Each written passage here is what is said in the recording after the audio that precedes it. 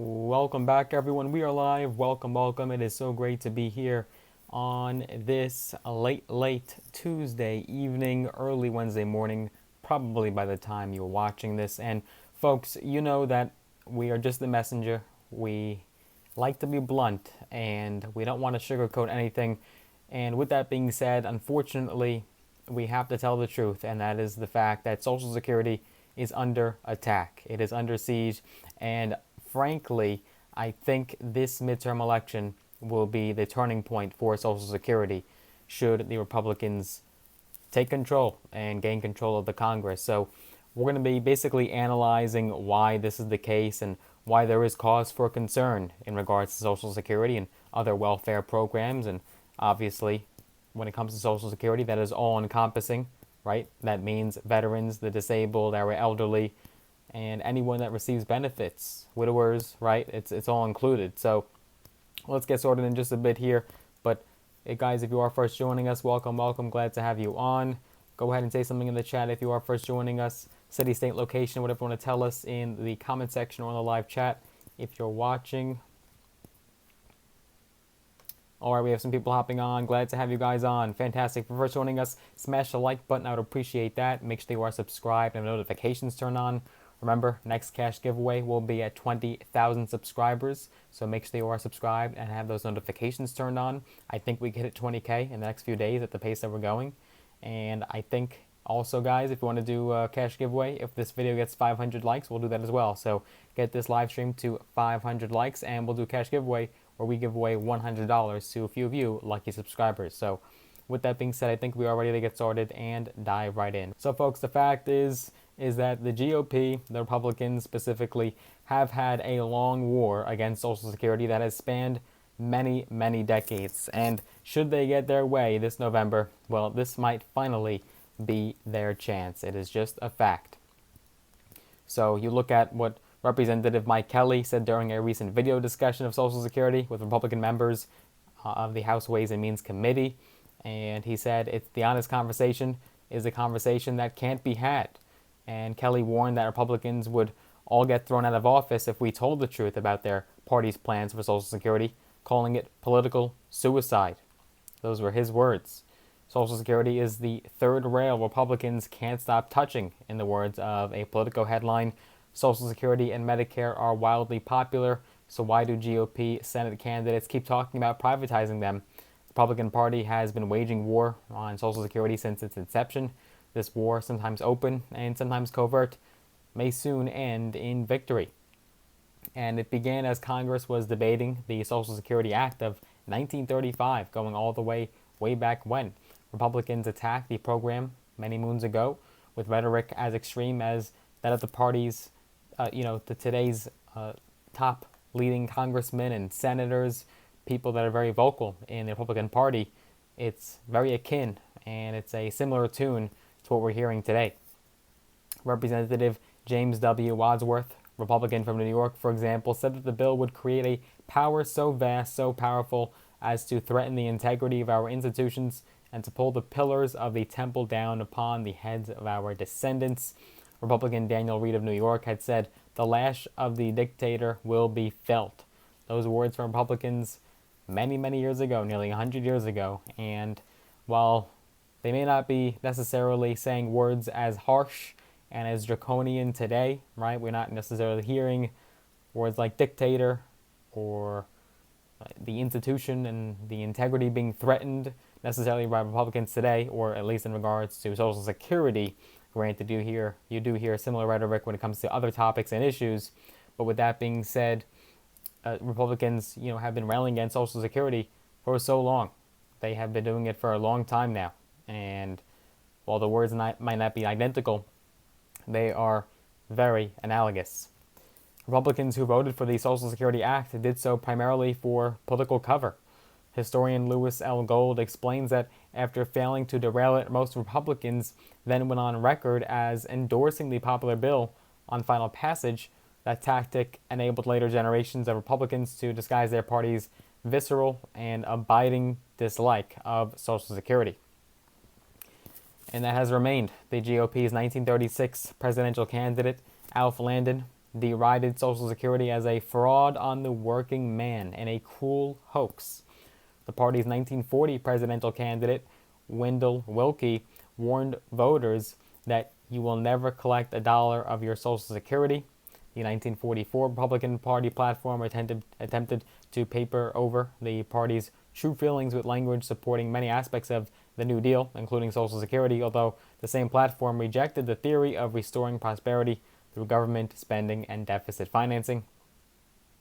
The GOP held its fire for most part during the Eisenhower years, so not as harsh during that term, and its 1956 and 1960 platforms even boasted of adding people to Social Security's rolls. But the party's 1964 candidate, Barry Goldwater, who was essentially an omen for Ronald Reagan, right? Really the newer, more modern day wave of conservatism and republicanism that we know today. He had lumped social insurance programs like Social Security and Medicare into a phenomenon he called welfareism. Goldwater's 1960 book, The Conscience of a Conservative, said that these programs would give unlimited political and economic power, as absolute as any Oriental despot, and while turning each recipient into a dependent animal creature. Goldwater said that programs like Social Security would erode personal freedom later on after its beneficiaries have become its victims and after dependence on government has turned into a bondage and it is too late to unlock the jail. Quote from his book. So very interesting there. What are your thoughts on that so far, guys? What do you think about those comments and this rhetoric that we heard from Republicans many, many years ago? And does it sound familiar to some of the candidates that we've been hearing in recent years, in the modern day world right now, over the last couple of decades?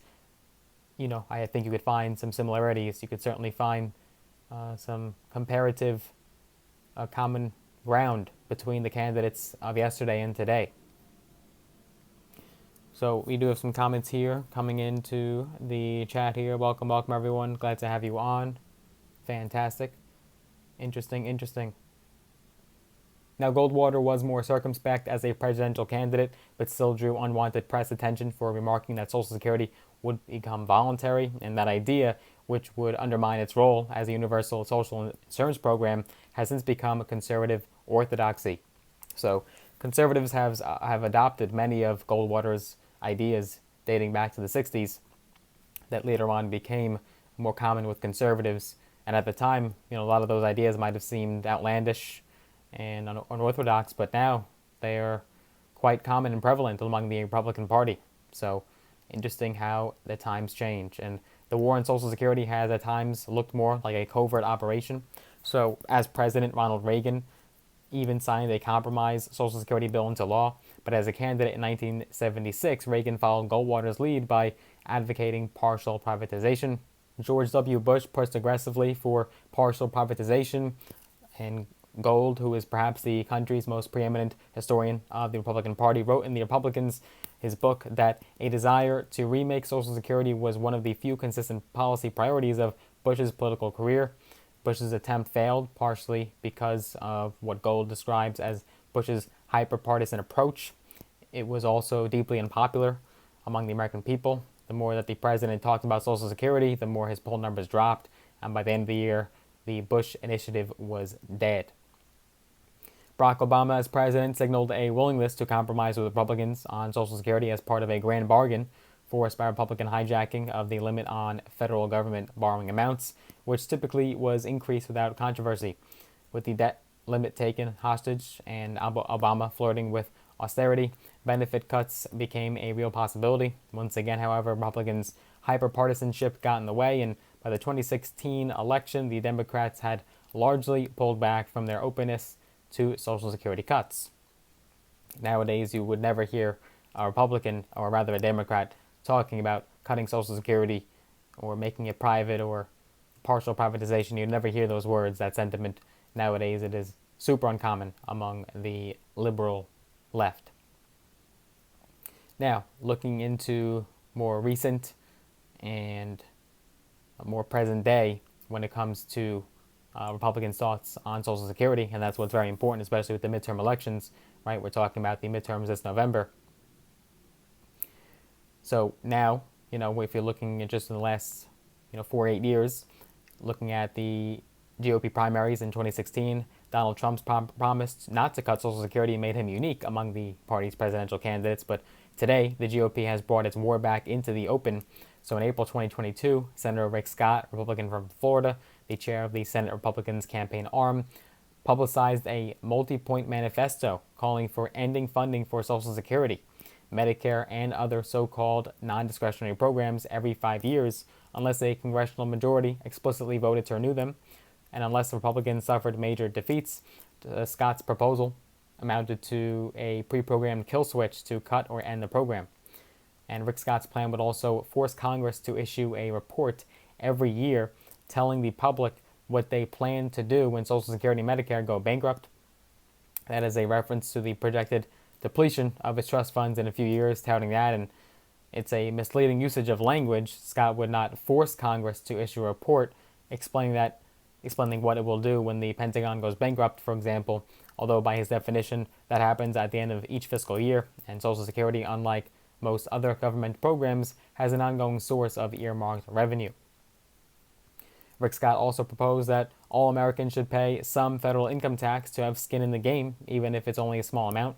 Currently, over half of Americans pay no income tax. Now, that latter sentence refers to the fact that many Americans do not earn enough to pay federal income tax, right? The lower income brackets, many of you on Social Security, of course, do not pay any income tax on that income. So that category would ultimately include many of the elderly, dependent, and disabled Social Security recipients whose income Scott would eviscerate with his kill switch plan. And Republican leaders hastily distanced themselves from Scott's proposal.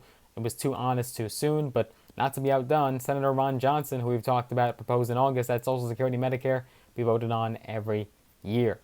And unfortunately, Senator Ron Johnson has been very vocal about that idea, and he did try to walk back some of his claims and deny it, but he was caught on tape. He was caught in 4K, and he blatantly said that he would indeed propose to make Social Security spending discretionary on an annual basis, and that would ultimately hurt Social Security, obviously, and the recipients on it. Marco Rubio also jumped into the fray with a proposal first introduced in the Trump years to finance parental leave by having working parents borrow payments from future Social Security benefits. Kathleen Roming of the Center on Budget and Policy Priorities explains that the Rubio proposal would result in retirement benefit cuts much greater than the value of their parental leave, and if a parent died before paying back their benefits under the Rubio proposal, their heirs would be forced to pay it from the estate, and children would not only mourn the loss of a parent, they would have to pay for the time that parents spent with them when they were born. So, of course, certainly now with the congressional elections looming and their prospects rising, Republicans are openly preparing a frontal assault on Social Security and other social programs. The three leading candidates to run the House Budget Committee, if Republicans win, say that they'll strive to once again use the debt limit to force unpopular policies into law. One of them is Representative Buddy Carter, Republican from Georgia. He was explicit about his goals. Our main focus has got to be on non-discretionary. It's got to be on entitlements, according to Carter. Another candidate for that key position is Jody Arrington, Republican from Texas, cautioned his colleagues to keep the specifics to themselves for now because this can get so politicized. And Arrington has proposed, though, raising the retirement age even further than it has been, which is a de facto benefit cut. It's not a direct, but it would thus indirectly cut benefits. And the third candidate is Representative Lloyd Smucker, Republican from Pennsylvania, proposed means testing for Social Security and Medicare. You also see Republican Kevin McCarthy, the probable House Speaker, if Republicans do prevail in November, endorsed the idea of refusing to lift the debt limit until their demands were met, and that could precipitate a global financial crisis and create enormous costs for the U.S. government unless Democrats quickly capitulated. And rank-and-file Democrats pointed out that the debt limit ceiling was an arbitrary rule and called for elimination or for raising it to an astronomically high number. But Biden rejected those calls, saying that would be irresponsible, and this demurral would make it harder for him to not yield to Republicans' attacks on Social Security and Medicare, as he has promised to do. And why would Republicans pursue such a major and unpopular change in social contract, right? Why would they want to cut or privatize Social Security? Well, it's because they've been wanting to do it for 87 years. And despite its unpopularity, their ideology and self-interest demand it. And because, as Republicans judges, governors, and presidents have demonstrated, the party has no interest in preserving democratic norms. The GOP disregard for democracy has been pretty long history too. In 2003, well before the rise of Trump, the historian Gold wrote that many Republicans seek complete electoral dominance, motivated by the ingrained Republican sense of entitlement as the natural governing party. And that's, Gold is a neutral enough figure to have been consulted by Karl Rove in the 2000 election, so it's not like he's necessarily coming from a place of total bias. And he questioned whether modern Republicans really believe in the two-party system as a core principle of politics. And that question has been settled in recent years. If Republicans retake Congress, their long war on Social Security seems likely to end in victory. And certainly that was a pretty thorough and cohesive and all-encompassing history on Social Security, and really tells the tale. And the writing's on the wall, frankly, when it comes to Republicans right now and what we could be witnessing this come November. So certainly your vote will play a factor, and certainly does matter, especially nowadays, and especially with some of the extreme sentiment that we're hearing. So it's so important to vote, and obviously be cautious of who you vote for. Certainly we don't want to indoctrinate you or try to sway you one way or the other. We want to be as unbiased as possible, but we got to give the facts. And I know a lot of you, we certainly have a large Social Security audience, right? We certainly have that demographic, and we have to tell the truth. We have to explain that, this candidate supports this, and this candidate doesn't, and that is the fact. And, these are words taken right out of these candidates' mouths. It's not necessarily like this is a deep fake or this is being made up. It's not some hoax. It's not some conspiracy. This is 100% fact, and if you ask these Republicans, they would agree with you. And they would 100% say, one way or another, that they would want to cut Social Security or make it discretionary. So with that being said, guys, I hope that was informational. I hope that definitely gave you some value in regards to the history on Social Security. There was certainly a war being waged against Social Security, and it's getting intensified. And unfortunately, during these precarious times, and I think it's looking like more than ever, we could very well be seeing some cuts or potentially some initiatives or proposals made that would ultimately harm Social Security and the people on it. And in this economy right now, we simply can't have that. We cannot have millions and millions of Americans with the looming threat that Social Security might be cut or affected in some way, shape, or form. We just can't do it in today's economy. Today is not the time. It is just not what the people want. It's extremely unpopular. The vast majority of Americans on either side of the aisle, whether they're on Social Security or not, do not want cuts to Social Security, or they don't want to make it discretionary. Granted, you could ask them about spending in other areas, and they'll probably tell you that they want funds allocated here and they want to cut other areas. But when it comes to Social Security, I think you're seeing a very unified, solidified view on it. And I think all around, the American people do not want to touch Social Security in any way, shape, or form. If anything, they, of course, want to raise it and make those benefits higher and spend more on Social Security. So with that being said, guys, I hope you enjoyed this video. We didn't want to make it too long, but we had to go into the history so that way you guys can get some context. Very important to know your history. Hope you enjoyed it. If you did, give it a big thumbs up, smash the like button. I'd appreciate that. Make sure you are subscribed and have notifications turned on, so important. And of course, make sure that if you want to get some free stocks, all email free, use the links down below in the description of this video. Sign up with the brokerage platforms or Robinhood and or Webull. You'll get some free stocks. Some of them valued up to thousands of dollars in some cases, so let us know what stocks you get. And if you want to connect with me on social media, I am on Instagram, I am on TikTok, I am on Facebook. Use the social links down below in the description. And I look forward to seeing you guys in the next video. Take care for now.